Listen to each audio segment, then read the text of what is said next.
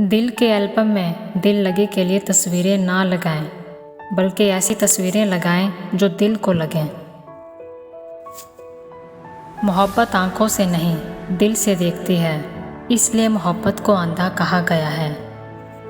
ना से शुरू होने वाली हर बात दामन को ही नहीं दिल को भी तंग कर देती है। फिर ना दिल में जगह मिलती है और ना दामन में। तुम पानी जैसे बनो जो अपना रास्ता खुद बनाता है, पत्थर जैसे ना बनो जो दूसरों का भी रास्ता रोक लेता है। अपनी ज़िंदगी ऐसे जियो कि अल्लाह ताला को पसंद आ जाओ।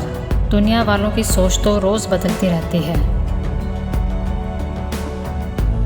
दरख्त अपना फल खुद नहीं खाते, दरिया खुद अपना पानी नहीं पीती। पता है क्यों? क्योंकि दूसरों के लिए जीना ही असल ज़िंदगी है।